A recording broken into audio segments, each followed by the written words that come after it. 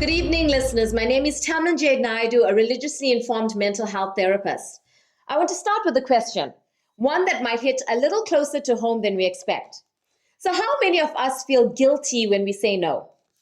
How many of us equate kindness with saying yes to everyone, even when it costs us our peace, our energy, or our purpose? Now, we live in a world that often praises overextension and calls it love. We call it being a good person, a good friend, a good parent, a good Christian. But somewhere along the way, we've confused self-sacrifice with self-erasure, which is to gradually silence, suppress, or minimize our own needs, opinions, feelings, and identity in order to keep the peace, maintain relationships, or gain acceptance.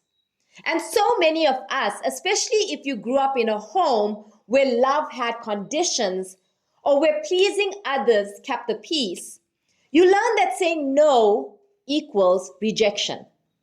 We internalize the belief that setting limits makes us selfish, ungrateful, or unkind. But I want to challenge that perspective, not from a purely psychological view and not from a purely spiritual one, but from both. Because boundaries are not just a therapeutic concept, they are biblical, necessary, and sacred. They are the invisible lines that protect the peace God gave you, the energy He entrusted to you, and the purpose He called you to fulfill. Let's start with the psychology. So, in therapy, we talk about boundaries as the space between where you end and where another person begins. Without them, relationships blur, resentments grow, burnout spreads, and identity gets lost. People who chronically say yes when they mean no often live in quiet emotional exhaustion, loved by everyone, but deeply disconnected from themselves. Now, from a spiritual lens, even Jesus modeled boundaries. He withdrew from the crowds to rest and pray. He said no to certain demands, even when others didn't understand. He loved people deeply, but he didn't let everyone have equal access to him, friends. That wasn't cruelty, that was clarity. If the Son of God could rest, could say no, could step away from constant demands, what makes us think our worth depends on constant doing? Boundaries are not walls to keep love out. They are doors that let love in, but wisely.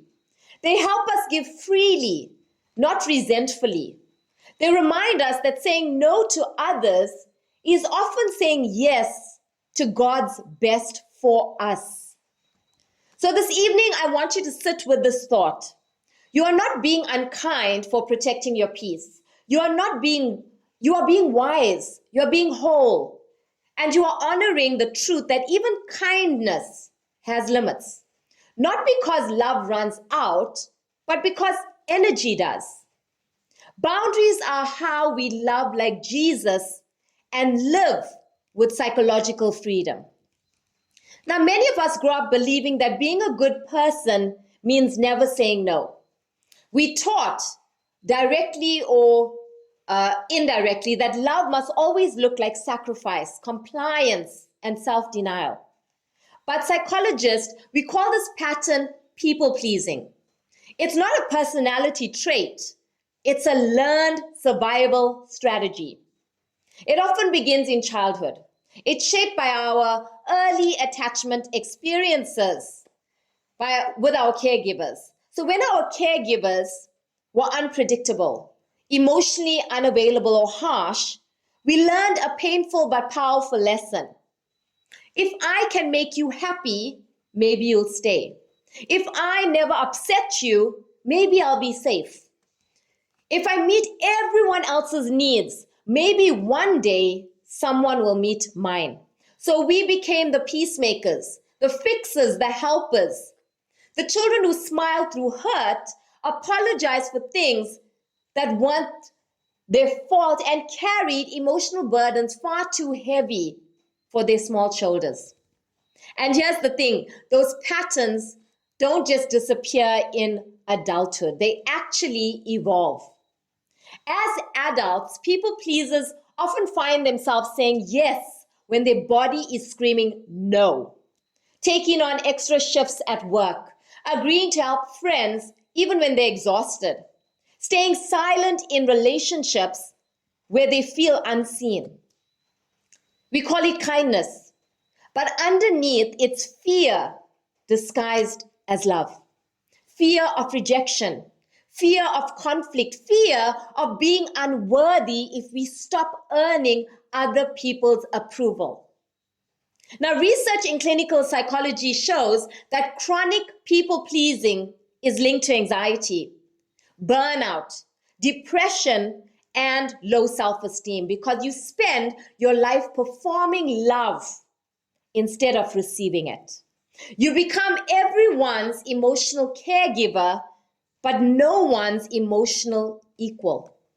And this is where theology and psychology meet so beautifully. The Bible doesn't call us to people please. It calls us to love. And true love, by definition, is balanced. It honors both you and the other person.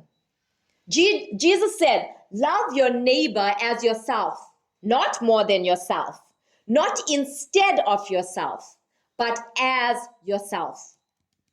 That means your needs, your limits, and your peace matter too. So here's the truth, friends. Kindness doesn't mean self-erasure. Compassion doesn't require exhaustion. And saying no isn't rejection, it's redirection toward a healthier, more authentic way of being. The goal isn't to stop caring. It's to stop caring without losing yourself in the process. Now let's turn to the Bible, and we often imagine Jesus as endlessly compassionate, healing, teaching, serving, feeding multitudes, meeting the needs of everyone around him. But here's something we often overlook.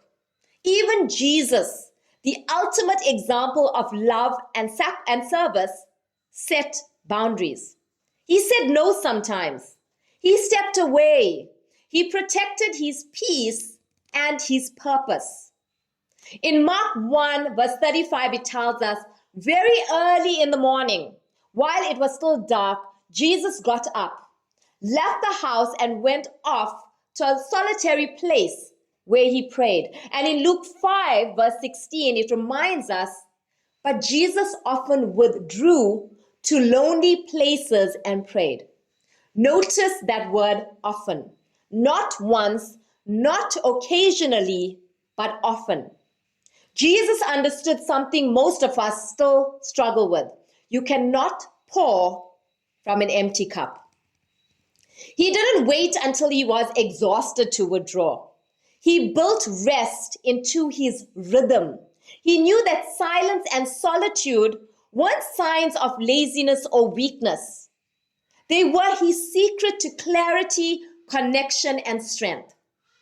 Now, from a psychological perspective, this is what we call self-regulation and emotional resilience. It's the ability to pause, reflect, and reset before we reach the point of depletion or burnout. Research in neuroscience shows that when we give our minds and bodies a space to rest through quiet time, prayer, mindfulness, or reflection, we activate the parasympathetic nervous system, and that's our body's natural rest and restore mode. It lowers stress hormones, improves emotional control, and actually sharpens our decision making. So what Jesus modeled over 2,000 years ago, science is just now proving. Boundaries protect our capacity to love. Rest refuels resilience. And solitude strengthens service. Because you can't heal others if you're constantly hemorrhaging your own energy. You can't carry your calling if you never stop to recharge your spirit. And you can't fulfill your purpose if you're too burned out to hear God's direction. So friends, maybe the next time you feel Guilty for saying no, remember this. Even Jesus said no. Not because he didn't care, but because he cared enough to stay healthy, whole, and aligned with his mission. Setting boundaries isn't a betrayal of your compassion. It's actually a commitment to your calling. So let's dig a little deeper. Psychology teaches that saying no helps you maintain identity integrity. Without boundaries, you're going to lose sight of your values or your purpose. People pleasers often experience emotional exhaustion and anxiety because their nervous system is constantly on alert, seeking approval from others. And spirituality teaches the same principle. Jesus didn't just serve to please people. He served because he was aligned with his purpose. He withdrew to pray, reflect, and restore. Boundaries protected his calling, friends. This is powerful because it reframes the narrative that saying no isn't unkind, it's necessary. It's an act of courage, wisdom, and spiritual alignment. And here's another critical point. Boundaries are not only protective for your own health, they also enhance your ability to serve others. Think about it. When you're depleted and fatigued, impatient or resentful, you can't help anyone effectively. Boundaries allow your energy and compassion to be sustainable, just like Jesus. Withdrawals made his ministry effective and life-giving. So how do we actually live this out? How do we say no without guilt and still lead with kindness and compassion? How do we stay available to love but unavailable to burnout? There are 6 powerful practical steps that are rooted in both scripture and psychology. Number 1, recognize your limits. The first step is awareness. We all have physical, emotional, and spiritual limits, but most of us only realize them after we've crossed them. So psychologists, we call this emotional bandwidth. Just like your phone battery, you only have so much energy before you run out. When you constantly ignore your exhaustion, your body now moves into survival mode. Irritability, forgetfulness, anxiety, and even illness become warning lights. Your body and mind are not barriers to your purpose. They are the vessels that carry it. So caring for them isn't selfish, it's stewardship. Because your health, friends, is your ministry. Number 2, give yourself permission to withdraw. Psychology teaches that rest isn't just the absence of work, it's an active recovery process. So every time you pause to breathe deeply, pray or reflect, you're strengthening your brain's prefrontal cortex, the part responsible for emotional balance and wise decision making. So schedule your solitude. Guard your quiet time like an appointment with your purpose, whether it's through prayer, mindfulness, journaling, or worship. Give yourself permission to refill before you pour again. Remember, the world won't collapse if you rest, but your spirit might if you don't. Number 3, communicate clearly and kindly. Boundaries don't have a sound like walls. They can't sound like wisdom. Psychologically, assertive communication is one of the healthiest relational skills. It allows us to express our needs honestly without aggression or guilt. So try saying, I'd love to support you, but I can't give it my best right now. Can we plan for another time? Or, I care about you, but I need some time today to recharge. This is how we honor both the relationship and our limits. In Ephesians 4 verse 15, it encourages us to speak the truth in love. And that's exactly what boundaries do. They are truth wrapped in love. Number 4, prioritize your purpose. Not every good thing is a God thing.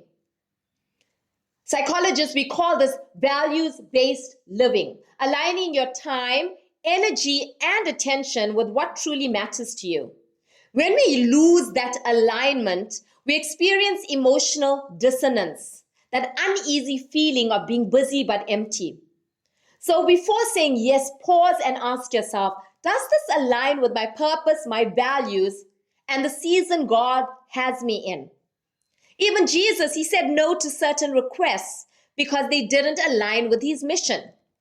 In Luke 4, verses 42 and 43, when people begged him to stay, he replied, I must proclaim the good news of the kingdom of God to the other towns also, because that is why I was sent. He knew his why. When you know yours, it becomes easier to say no, not from rebellion, but from clarity. Number 5, practice self-compassion. Psychology keeps confirming self-compassion leads to greater resilience and empathy. So when you speak to yourself with kindness, especially when you make mistakes or set limits, you rewire your brain for grace instead of guilt. Spiritually, this echoes the heart of Psalms 23. He restores my soul. God doesn't just command us to love our neighbor. He says, love your neighbor as yourself. That as yourself part means your well-being matters too. So rest when you need to. Say no when you must, and forgive yourself when you can't do it all. Sabbath itself is God's way of saying, I want you to rest. Not because you're just tired, but because you are treasured. Number 6, reframe guilt. Okay, let's talk about that heavy emotion, guilt. When you begin to set boundaries, guilt often shows up as this false alarm and it whispers, you're being selfish. You're letting people down. You're not doing enough. But guilt isn't always a sign of wrongdoing. Sometimes it's a sign of reprogramming. Psychologically, it means your brain is adjusting to a new, healthier pattern after years of people-pleasing. In Romans 12, verse 2, it says, do not conform to the pattern of this world, but be transformed by the renewing of your mind. That renewal includes how we see boundaries, not as barriers to love, but as bridges to emotional and spiritual maturity. So remember, friends, when you rest, reflect, and say no with grace, you're not stepping away from your purpose. You are sustaining it. You're actually saying, I honor what God gave me too much to give it all away carelessly. And that, friends, is not weakness. That is wisdom. It's worship, and it's walking in wholeness. Friends, we need to understand that saying no is not unkind. Saying no is not selfish. Saying no is biblical. It's evidence-based and essential for your well-being and your calling. Jesus modeled this perfectly. He healed, taught, and served, but he also withdrew, rested, and protected his energy. And that's a lesson we all need to embrace today. So the next time you feel guilt creeping in for saying no, remember, boundaries are sacred. They are a form of self-love, a form of respect for others, and a form of honoring God's design for your life. If you need to start your healing journey, friends, you can contact me on 082-756-7718. God bless you.